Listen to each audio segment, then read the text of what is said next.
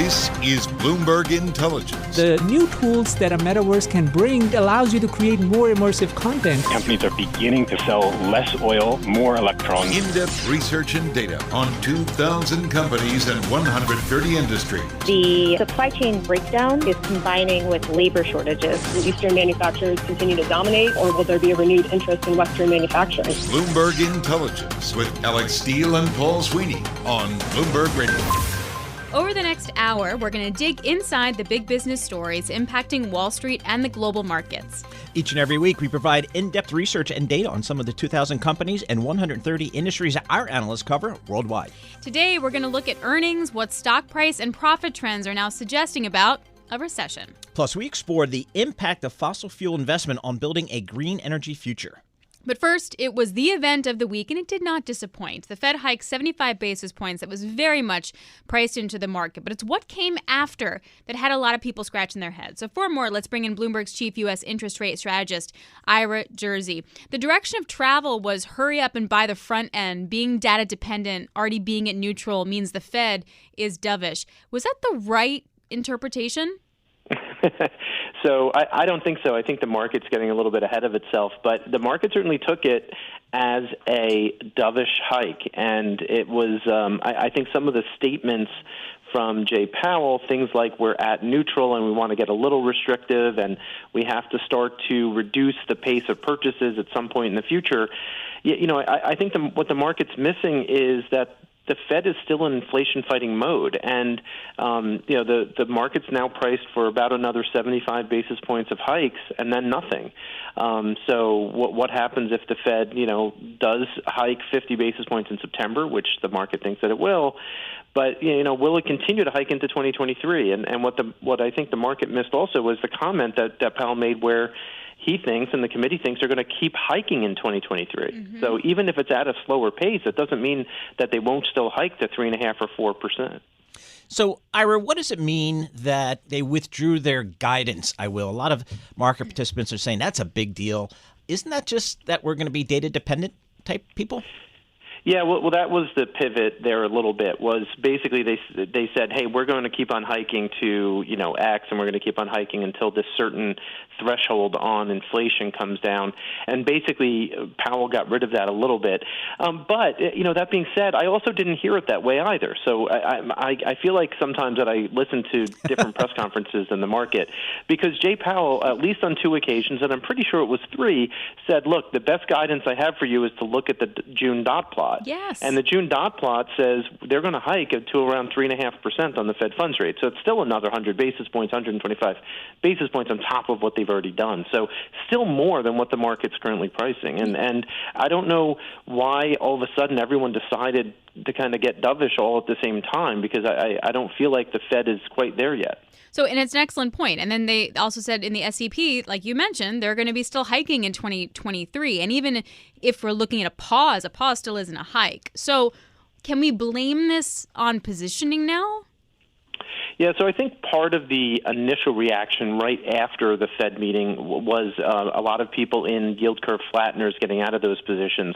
But the move since the GDP report and the rally certainly following the GDP report on Thursday, I think is more endemic of people just thinking, hey, we're in a recession. Maybe the Fed doesn't realize we're in a recession, and so therefore they're going to have to be cutting a little bit earlier than maybe we thought. And again, I'm not sure that both the Fed and the economy actually are leaning that way, because if you look at the GDP report this past week, for example, a large portion of the decline in real GDP was inventories getting sold. So what happens when those inventories rebuild? Well, then all of a sudden you end up having positive numbers on a going forward basis as those inventories start to climb again. So it's not obvious to me that the economy is as weak as some people think, and it's certainly slowing. There's no doubt about that. But nominal GDP is still growing at gangbusters. You still have wage growth that's reasonably good, and all of those things are going to contribute to, I think, the inflationary environment being not cooling as quickly as I think a lot of people hope, and certainly the market hopes. Yeah, I'm wondering if the market or Fed Chairman Powell are looking at things that real people look at, like gasoline, daily national average gasoline price. It peaked last month at $5 a barrel, and it's certainly rolled over pretty substantially since then. And do they look at data points like that and say inflation's kind of taking care of itself? We can afford to be a little less hawkish? Yeah, I think a bit for sure, Paul. When you look at something like gasoline prices having come down from June to present, that means that headline inflation is going to get better. But where you see more underlying longer-term inflation and what we call the stickier sectors are in places like services. So things like wage growth. We know the labor market is still strong, and regardless of there's been some modest layoff activity. You've seen a bit of an uptick in jobless claims, and even this past week that trend has continued. But on a relative basis, compared to the size of the workforce, it's actually tiny compared to previous cycles because the workforce is still grown, and you still have a lot of people who are employed and a lot of people who are able to get jobs at higher wages all the time. So you still look at the quits rate and some of the other indicators that we get for the labor market, and that still is very strong. So I agree with Jay Powell and other members of the Fed when they say, look, yes, growth is slowing, but it's also real growth that's slowing, and that's because prices are so high. So real growth, remember, is nominal growth, is your total spending minus the price movement, and that's what was negative. It wasn't the fact that people aren't spending more. People are spending more. It's just that they're spending more going into higher prices. So the underlying economy is still reasonably good at the moment. It's just not as good as it was, say, 6 months ago. Great stuff. Ira, thank you so much. Ira Jersey, Bloomberg Intelligence Chief U.S. Interest Rate Strategist. All right, coming up on the program, we get the latest on earnings season. You're listening to Bloomberg Intelligence on Bloomberg Radio, providing in-depth research and data on 2,000 companies and 130 industries. You can access Bloomberg Intelligence through BI Go on the terminal. I'm Alex Steele. And I'm Paul Sweeney. It's 13 minutes past the hour, and this is Bloomberg. This is Bloomberg Intelligence with Alex Steele and Paul Sweeney on Bloomberg Radio. All right, a lot of data points out there. Rapidly rising interest rates, inflation, the strongest U.S. dollar in nearly 2 decades. Those should be the highlights of the 2Q discussions. But recession, that seems to be the focus of a lot of companies. For more, let's bring in Bloomberg's chief equity strategist, Gina Martin-Adams. Gina, it's right smack in the middle of earnings season here. I do not want your job, Gina. I do not want Gina's job right here. Give us a sense of some of the early takeaways you're hearing from some of these big companies. Well, thank you. I'm glad to have my job. It's actually, I really enjoy it. It's been a really exciting earnings season, honestly. So big takeaways so far this earnings season. What we were expecting coming into earnings season has largely happened, and that is companies are really struggling with input prices. Still, inflation is a very big story, impacting margins and impacting the outlook as well. And this, by the way, is a topic you've called out for a long time. Yeah. Focus on the margins. Yeah. And oh boy, that's been the story of 2022. 100%. Although, we've been talking about it for more than a year. Yeah. And I think we're now getting to the point where we're like peak margin conversation, hopefully. Nonetheless, it still is a very big story and definitely impacting earnings and the outlook. Second to margins, you've got a lot of companies starting to talk about the revenue line now. Mm-hmm. That's very new and not as anticipated by us. I didn't think we'd start to see this until the third quarter earnings season, but certainly in the second quarter earnings season already, companies are taking the opportunity provided to them by the negative consensus to say, oh, hey, yeah, you're right. Maybe we won't do as well. That whole kitchen sink story comes up. Maybe we won't do as well in the second half of this year. And we're certainly starting to see that emerge, in particular for the growth segments of the index, where revenues have come under question. What I also feel, and I've seen, is that consumers, as of right now, they are spending. Yep. They're shifting what they're spending. And those companies that can roll with it or have the stuff that people want can raise prices and can do okay. Right. And those that just don't are not. Yep. Is that the right takeaway when I'm looking at that kind of area? 100%, because I think originally, especially once we got that news from Walmart was a really critical moment in recent days when they suggested, oh man, we're not only just going to miss on second quarter and you need to revise down your expectations, but the consumer is really changing. The immediate gut check reaction or immediate reaction in the market was, sell everything. The consumer is toppling. Yeah. And then as we started to get more news out of other companies, we could get a bit more of a bigger picture. And the big picture really is retailers specifically over-ordered, anticipating demand would never change. And the reality is demand has changed. It's had to shift in response to higher gas prices, and that's creating a mixed shift at the retail store. And consumers are getting back out and they're traveling like crazy. They're spending money on other things. And the result is those retailers just misordered. Gina, coming into the quarter, a lot of folks were saying, boy, estimates on the street are still too high. Yeah. You're going to see estimates come down, and it feels like that's the case. Are you starting to see that in the data? Oh, boy, have we, yes. Yep. Estimates are really plummeting, Paul. We've started to see third quarter and fourth quarter expectations for growth have dropped more than 200 basis points just in the last month. Even 2023 fiscal year estimates are coming down pretty precipitously. Every sector except for the energy sector has seen downward revision to second half expectations. Growth stocks certainly more so than value stocks, but nonetheless, you've now got three separate sectors expected to post a negative or a decline in EPS growth year over year in the third quarter: communications services, that's me, financials, and healthcare. So we are starting to accumulate some serious capitulation in the analyst community. So to that point, there's been a lot of notes recently about small caps, about how that they've really started to price a recessionary scenario. Maybe not like go buy 100% of small caps, but like maybe it's started time to thinking about them. The worst is baked in. Do you agree with that? And also, where else in the market might that also be true? Yeah. I do agree with that. As a matter of fact, our small cap strategist, Mike Casper, has been all over this, where at mid-year when we went through and updated our forecasts for both small and large cap earnings as well as valuations, we noted across indices that at the very least, U.S. stocks at large had priced the most likely path of Fed tightening. Finally, we got to the point where 6 months into this, markets had fully adjusted to the reality of interest rates going, the short-term interest rate going to at least 3%, if not 3.5%, over the course of the next 6 to 9 months.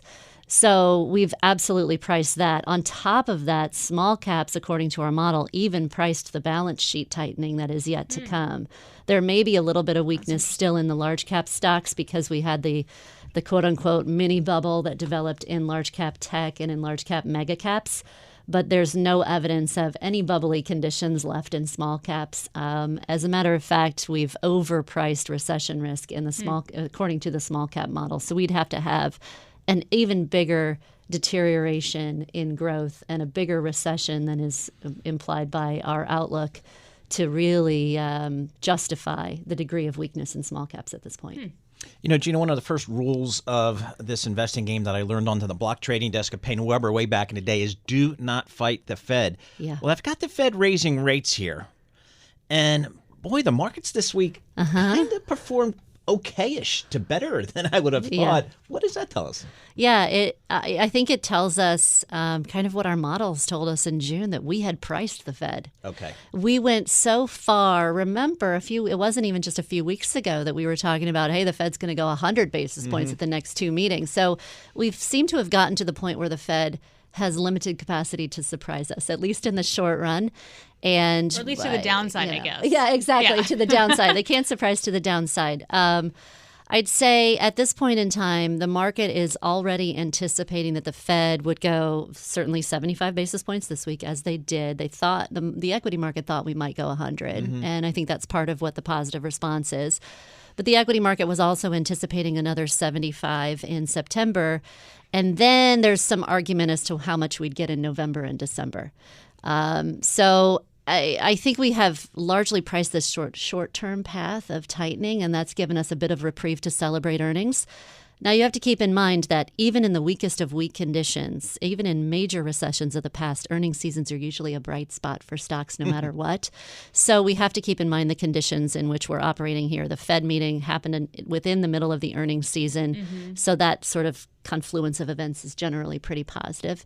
But I do think we've opened up a little window of opportunity here where we've priced the Fed. The Fed can't do much to really surprise the equity market. Where the element of surprise will come in is later this year.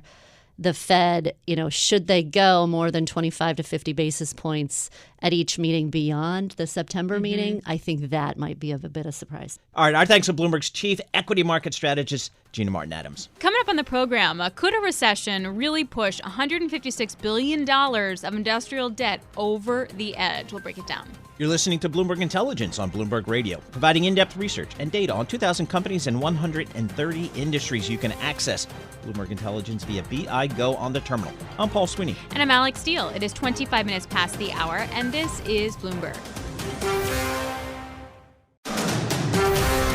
This is Bloomberg Intelligence with Alex Steele and Paul Sweeney on Bloomberg Radio.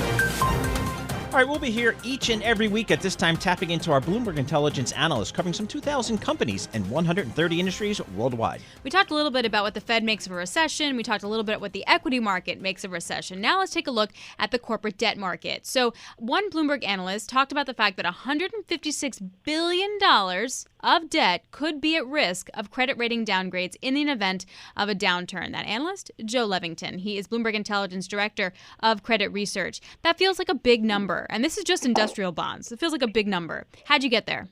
Yeah, sure. It is, at least relative to my wallet, it's a very big number, Alex. But really what we did is we took a look over the past 20 years at the industrial cycles. And typically, you see sales decline between 15 and 17% in the first year of a recession, with earnings plunging about 25 to 35%. So we applied the subsector level averages against each of the companies and where they fit in. And what we found was that number of $157 billion, with GE, 3M, Illinois Toolworks, and Vontier looking most susceptible. Now, GE and 3M account for about half of that total. So while the absolute amount seems like a lot, it's really two companies that drive that big number. So, Joe, when I think about the industrial companies that are core to your research coverage, I think a lot of CapEx. That's a big part of kind of what you really need to focus on here. So when things do get tough, if they get tough in a recession, and you talk about those revenue risks and earnings risks, give us a sense of how much of CapEx can these companies cut back on to maybe help their free cash flow? Sure. No, that's totally right, Paul. And I think it's really more of the machinery names where you have kind of a double whammy, right? Because you have names like a Capitulate or a Deere, which are very capital intensive, have high operating leverage, and are very sensitive to small shifts in PMI. So really for those companies where CapEx might be 2 to 3% of sales, you can see them cut back about 50% in a downturn. So from a cash flow standpoint, that part is actually pretty okay, but their high degree of operating leverage or fixed costs, right? They have these huge plants where machinery is being made. Like, that's really what suffers the most. So you see a large hit in earnings, but the cash flow generally is still positive, despite the fact that the fixed costs are very high. So this might be a silly question, but in the last 2 years when rates were so low and I could get a mortgage for 2.85, I'm assuming these companies redid their debt and they got longer maturities with lower rates. Did they not do that, or is this in addition to that? Yeah, no, Alex, you're absolutely right on that. I think where you, again, might have more issue would be some of the heavy machinery names. For example, if we go back to PACCAR or Caterpillar or Deere. And the reason for that is that most of their debt is really attached to their financing companies. So it's not the machinery, but the financing of their machinery, which requires a lot of debt and has a very consistent amount of maturities. Those captive finance companies have about a weighted average maturity life of about 2.5 years. So they are very frequent issuers. So that's really where the pressure might become more meaningful, would be in their finance units. Hey, Joel, give us a sense of how the rating agencies are feeling these days. What's their mood? Are they looking to be aggressive? They're a little tired. A little tired. Are they looking to get ahead of any recessionary risk and credit risk, or are they perhaps waiting to see how things play out? Yeah, no, Paul, that's a great question. They tend to be late to the party, especially for the downside. So they have slowed down what was a very, very aggressive increase and improvement in ratings over the past 12 to 18 months. They've tempered that now, but they haven't really started to factor in much of any sort of downside, which is why we tried to put out reports like this to kind of give people, here's where the puck may be going and here's the names that they should be thinking about. How and who can improve their credit quality? Well, I think in the world of industrials, Danaher has the best shot of improving its credit quality. That's one where we've gotten an upgrade this year. We still think there's more that could come. But the fact is that this company has over $30 billion of debt capacity today. And I could easily see that moving up a notch further this year into the A category, which certainly could be a bond tightener or, improve the value of their bonds in the back half of the year. Hey, Joel, if I'm a CFO and all I hear about and read about is recession, does that prompt me to get into the market here and try to refinance my debt, maybe get longer maturities, loosen up on some covenants? Do I do that? Too late?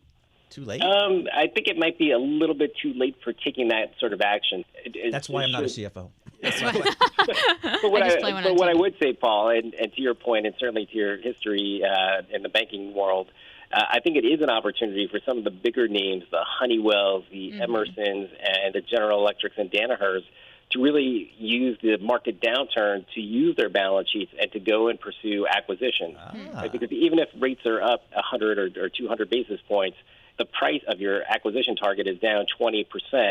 That more than offsets for the little increase in rates. So I think there's some really good opportunity for those that have good balance sheets to go and pursue good, large acquisitions. Great stuff. Joel, thank you very, very much. Joel Levington, Bloomberg Intelligence Director of Credit Research. Coming up on the program, we take a look at energy and where today's investments should be going to build a green energy future. You're listening to Bloomberg Intelligence on Bloomberg Radio, providing in-depth research and data on 2,000 companies and 130 industries. You can access Bloomberg Intelligence through BI Go on the terminal. I'm Alex Steele. And I'm Paul Sweeney. It's 39 minutes past the hour, and this is Bloomberg. This is Bloomberg Intelligence with Alex Steele and Paul Sweeney on Bloomberg Radio. No doubt we all know the energy sector is moving toward renewables, but not as fast as the government actually wants them to. And with very little infrastructure in place for that green movement, current investment in fossil fuels is still necessary to help set the stage. Here to talk about that is Mike Dennis, Bloomberg Intelligence thematic strategist. This is a global conundrum. How do you invest in the stuff now that governments say they don't want in 10 years, and then also try and invest in the stuff they're going to want in 10 years? It is because the stuff that they want needs the density, the convertible energy from the stuff they don't want. It's been decades since oil as a percentage of total energy to the global economy has come down only 4 percentage points. So it seems to me that the world is still growing in terms of populations that are getting onto the electricity grid, people who are buying standard appliances in developing countries, people who are growing industries in India and China. They all require energy. And in essence, in order to build that infrastructure and that base, the renewable energy which is in the world is just not constant, and it is not on tap onto the grid soon enough to be used. Yeah, I mean, I think what's absolutely the case, and I think oil popped up over $100 a barrel. That got people's attention really quick and got to $5 a gallon here in the States. That really got people's attention. When you talk to people within the industry, is there a sense of the timeline over which the energy industry would like to make the transition? Because I guess you're right. A lot of us thought it would be pretty quick when you listen to the governments, but not so much in reality. If you just put it into one industry, say, let's talk about the car industry. I mean, only 1.3% of all the cars in the world are fully electric. Most of us who decided we wanted to do something for the environment went to hybrid cars, which, yes, are great. You will fill them up with less fuel, and they do partially run on electric, and they're normally powered off your brakes or some other component in the car if they're hybrid. And that is sort of the way consumers are thinking, because at the moment, to access an electric car, you have to be a fairly well-paid, higher-income household just to actually buy the car, let alone actually run it. So, in essence, I think the affordability, the bridge to getting people to convert to green machines and to green energies requires those energies to be cheaper and much more accessible. And we heard, basically, to your point, Mitch McConnell saying this past week that the subsidies extended for EVs was basically a tax credit for rich people because you already need more money in order to buy the things, in order to charge it also. So in reality, What does the world actually need? How do we incentivize things like natural gas pipelines and export facilities, whereas at the same time emphasize things like hydrogen and wind and solar storage for 10 to 15 years out? Is there a way to do both at the same time? Yes, there is. And there are two key things. One is the high-density viable energies that we do have now, that we will get out of the ground, the oil reserves that are there, the coal that is there that can be washed and used in cleaner coal-fired power stations. That energy should be focused on building fission nuclear power stations and looking into a future of rapidly accelerating our ability to get to a fusion-powered system. Both of them are obviously exceptionally clean in terms of CO2, and with some forms of fusion now, there is no nuclear waste at all. I mean, there's only a very small bit of nuclear waste anyway in fusion if you use tritium, but if you use boron in fusion, there is no nuclear waste. So that's what the world should do as in primary energy terms. And then on the second part, with renewables, we should really just realize that the physics is against us. We can't be using enormous parts of our green land and our views of the ocean to create giant wind farms with the sort of density that we need to generate equivalent amount of power to, say, one nuclear power station or a couple of coal-fired power stations. So we've really got to work out how to make turbines and solar panels to their maximum efficiency. And at the moment, we're nowhere near it. I mean, conversion on solar panels is in the 20s, and the maximum a solar panel can convert solar into usable energy is about 34%, and there's a physical law against that happening. Yes, you can layer nuclear panels and get up to 50, but that is so much more complicated and so much more expensive, and you need sort of sun intensification things on it. As for wind, if you converted 100% of wind into energy, there would be no wind because all the wind would have gone. You see what I mean? So arguably, they are less efficient ways of getting us to an energy that we need to switch on electricity to light our houses. Mike, really, really appreciate it. Mike Dennis, a Bloomberg Intelligence thematic strategist. Thanks so much. Keeping with green energy, the wind turbine industry is poised to grow 3 to 4 times its current size this decade. And in fact, we had a piece of legislation moving forward in Congress. To talk to us about that, we're joined by Bloomberg Intelligence senior analyst Rob Barnett. Rob, let's start off by talking about some of the Manchin-backed bill, if you will, for maybe some green energy here. What does it mean for solar? Let's start there. Yeah, so I think broadly you can think of this new bill. It's got a rather funky name called the Inflation Reduction Act, but it's really a light version of what was previously called Build Back Better. And there's a lot of good stuff in there for the wind and solar industries. And we think they're already growing really fast, by the way, but we think this just adds fuel to the fire, and it's going to potentially help lift consensus sales expectations for 2023 through 2025. So overall, the bill's looking at like $370 billion to fight climate change. But activists are saying, yeah, but you gave up a lot to get there. Are there offsets in the bill that are going to make building lots of wind and solar a little more complicated? Well, I think that I'm a practical person when it comes to energy, by the way. All forms of energy have trade-offs, and the reality is we need more oil and gas today, given the current crises we see, particularly over here in Europe. So I think the idea that we want to both walk and chew gum at the same time, do more oil and gas, that's fine for the near term, but the long-term future really is going to be wind and solar and other forms of clean energy. So give us a sense, Rob, you're over in London. Somehow you escaped us here in the States. And I've always sensed that there's just more of an effort, more of a commitment from Europe to kind of get to this greener energy grid, if you will. Give us a sense of kind of what you're seeing over there. You're absolutely right that clean energy is growing quickly in Europe right now, and it's really being motivated by this big geopolitical paradigm. A lot of Europe's energy has been imported from Russia. That is no longer seen as acceptable, and so it's just pushing the accelerator as quickly as we can over here to get more wind and solar. There's a lot of discussion about using those technologies to create hydrogen, which solves the intermittency problem. So I think there's a lot of things happening. And by the way, gas prices over here in Europe are about 10 times higher than they are in the States right now. So that's really just one of the things that's driving this push. So to that point, if you take a look at wind and solar stocks, have they priced this stuff in?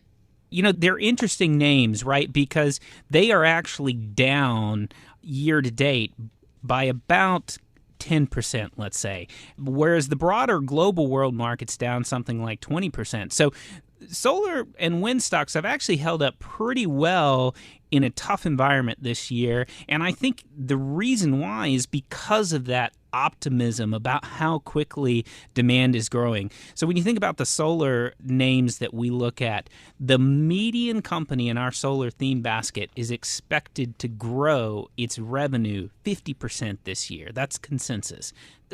Find me any other industry that's growing anywhere close to that pace.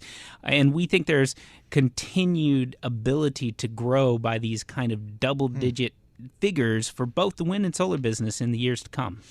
So, Rob, going forward, how much will government subsidies, government spending, government support, how much does that need to be there to drive this green revolution, if you will, in energy?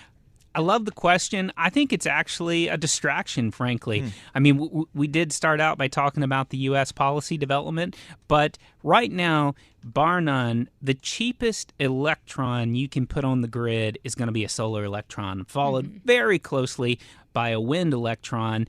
And coal or gas or any of the traditional alternatives, they cost a lot more, particularly given the commodity supercycle we're in the midst of right now.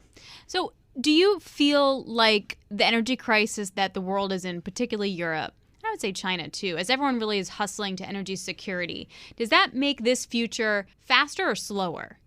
Faster, absolutely. I mean, at the end of the day, even though we're like opening up coal plants again or like not closing them up like we wanted to or something in Germany. Well, yeah, but if you think about the Germany, I'm happy to talk about Germany. It's a great example. I mean, Germany has really bungled its energy policy. There will be lots of history and look back on kind of what went wrong in Germany with allowing itself to get so tied to Russian gas imports. It made crazy decisions in hindsight on nuclear and all sorts of things. And you're right, it's bringing back coal in the near term. And we think it can basically get gas out of the power grid by next year if they just take coal back up to the 2018 level. This is why we love Rob. I know. Okay, Rob, thanks a lot. Senior analyst Rob Barnett for Bloomberg Intelligence. That's this week's edition of Bloomberg Intelligence on Bloomberg Radio, providing in-depth research and data on 2,000 companies and 130 industries. And remember, you can access Bloomberg Intelligence through BI Go on the terminal. I'm Alex Steele. And I'm Paul Sweeney. It's 57 minutes past the hour, and this is Bloomberg.